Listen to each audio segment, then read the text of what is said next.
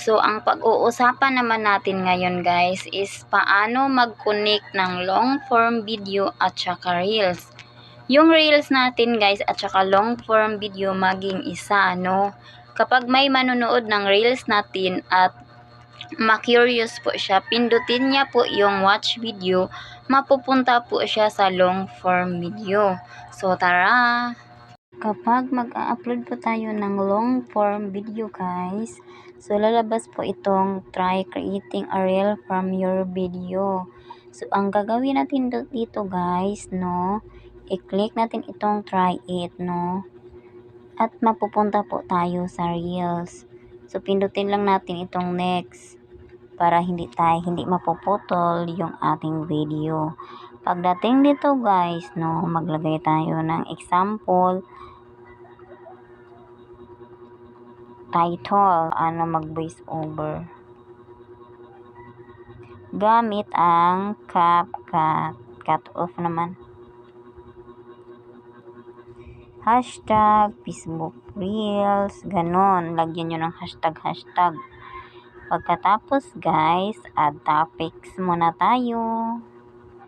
Example guys, ito lang muna ang talk show, yan lang muna, save.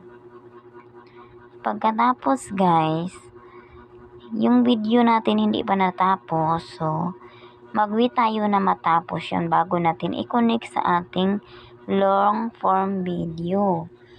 Ayan guys, kapag hindi pa tapos yung long form video nyo guys, so hindi pa makikita ang video dito, so hindi pa tayo makakonect sa ating video. So mag-wait po tayong matapos ma-upload yung long form video natin guys, para ma-connect natin ang reels at saka long form video. So nandito na yung video guys, natapos na, so i-connect na natin. So dito po nakalagay guys, not connected. So ang gagawin natin dito guys, i-on natin ito para ma-connect siya. So balik tayo guys, at saka i-share natin or i-post, no. Kapag may ganyan guys, ibig sabihin connected na yung video at saka reel. So, ganun lang yung ang gagawin nyo guys, no? Ganun lang mag-connect ng long form video at saka reels.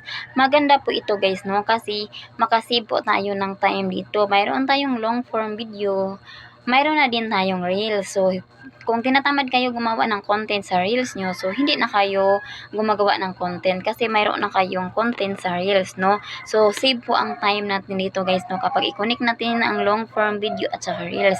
Minsan guys, yun po ang ginagawa ko, no? Lalo na wala akong oras. So, yung long form video ko guys, ina-upload ko din siya sa reels, no? Kinonek ko lang siya, no? Para masave po yung time ko kasi nga minsan busy. So, yun lang po guys. Sana may natutunan po kayo sa tutorial ko. At huwag kalimutang i-share ang video ko. So, thank you for watching.